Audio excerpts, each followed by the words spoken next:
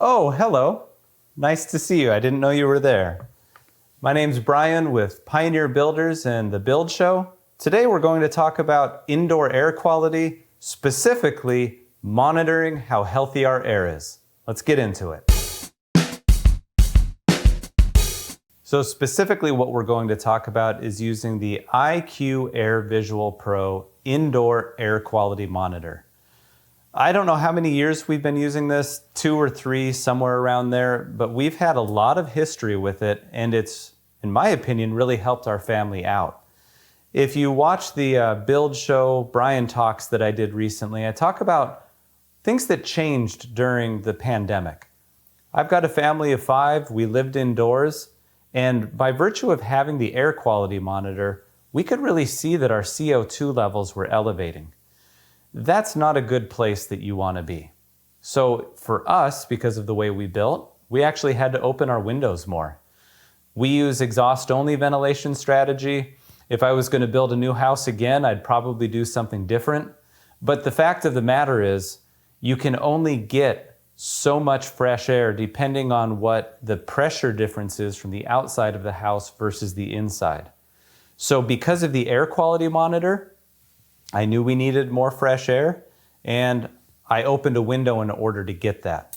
And hopefully that helped the family out. Now things have changed, but still something else that we deal with is wildfire smoke. This is such crazy weather.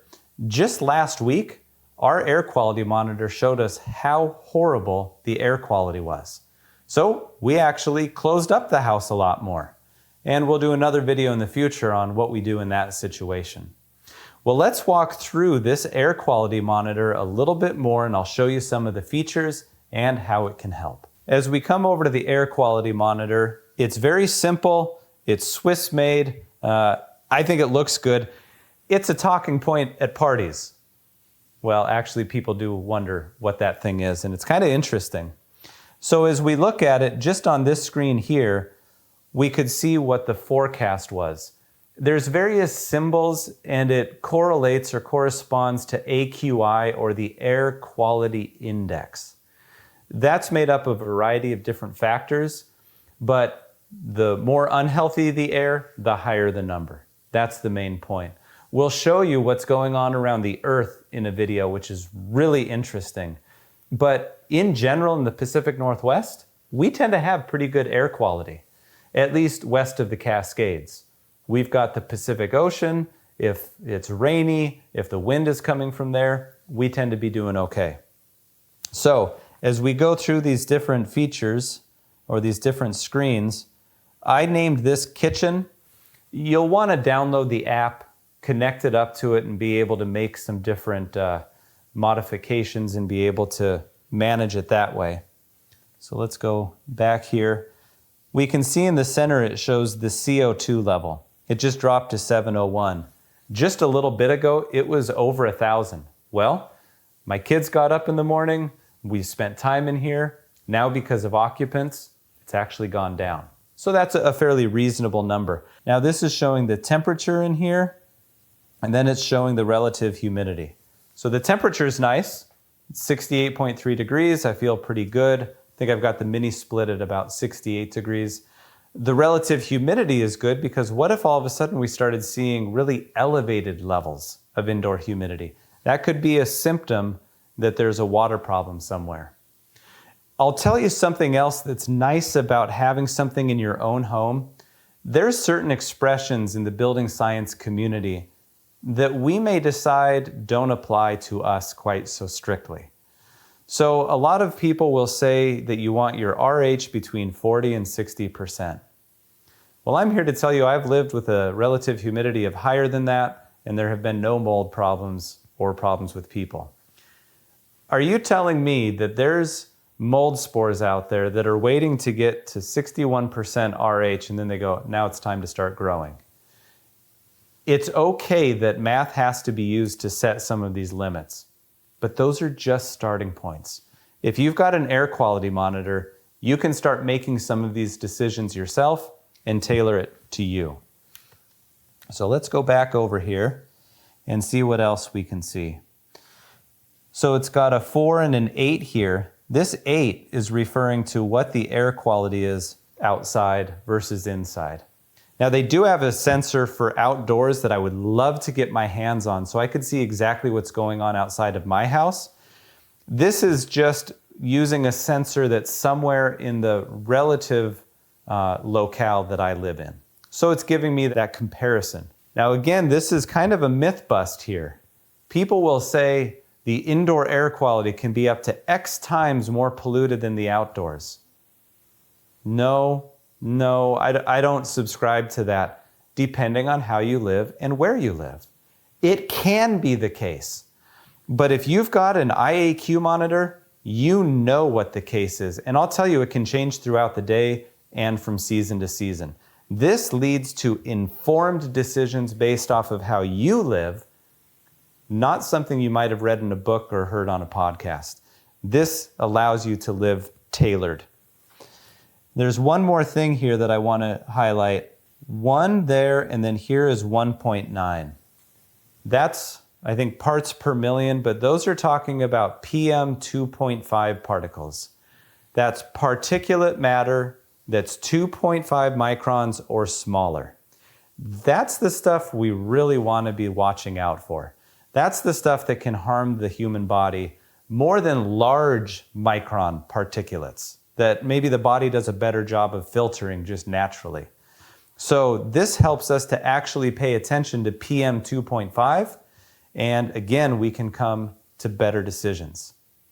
Well, let's see if we can't get this thing to trip on a couple of different parameters, and you can really see it in action. Okay, here's the first one, and it's kind of humorous. I've had to tell my son, please stop messing with this monitor. It actually does keep track of history with what the levels are doing. But let's see if we can get the CO2 levels to spike. This is probably going to be the best screen for that. So right now we're at 729. Here goes.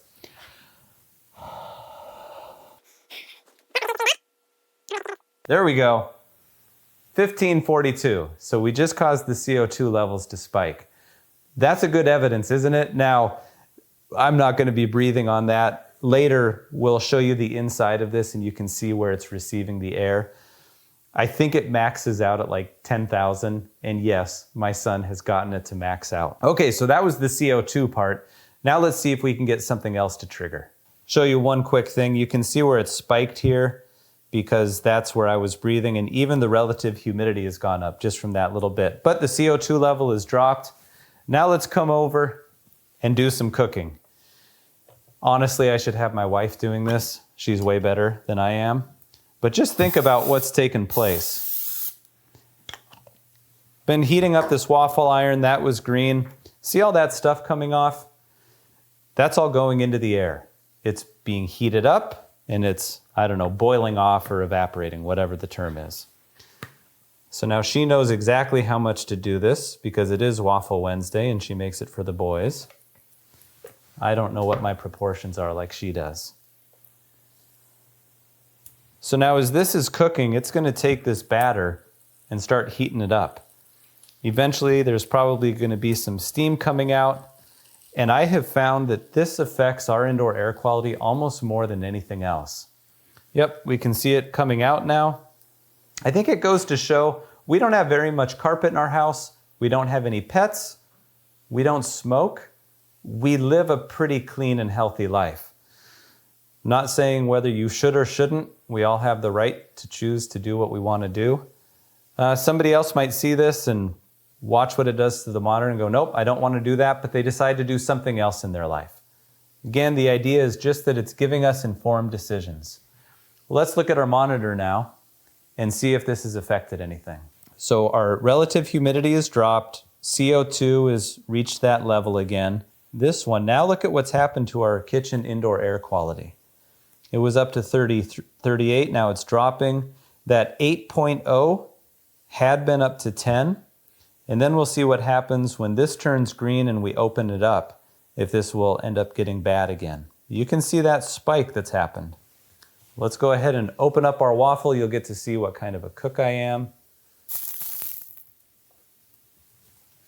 And we'll see if the numbers get better or worse, or stay the same. So the numbers didn't get particularly terrible. They're already coming back down. Now we're at 4, we're at 1 part per million, 2.7 outdoors. But imagine that you were doing this all morning. Or imagine you actually worked as a chef in a professional kitchen. They've got those huge vent hoods. You definitely want to make sure that you're running those. So when my wife does this, the numbers spike more than they did there. This was just a quick demonstration. But it again just goes to show that when we have the data, we can make informed decisions. Now imagine if this was a big breakfast and you were frying up sausage and eggs at the same time, you were cooking up a bunch of these things. When that air quality monitor goes off, we know that we should be turning on the fan, and we'll probably open up a window or two, especially depending on what's going on outside. But what if things are really bad? What if things are really bad outside because of smoke, because of forest fires? It would actually make us not cook a big breakfast. It will change occupant behavior because we already are taking in stuff that we don't want to take in. Why make it worse? Now, what happens during winter break when it's snowy outside? I'm not going to be concerned about this. I know that we're living a pretty healthy life. So having that indoor air quality monitor, you don't have to be staring at it all the time, but after you start to learn how you live your life, it can change what your behavior is. Well, and that's a wrap on this. We talked about the indoor air, the IQAir AirVisual Pro is what the company is. I don't know what it costs, $250-ish. I think you can get it on Amazon. I might have gotten it directly through that company. It's been very good to have.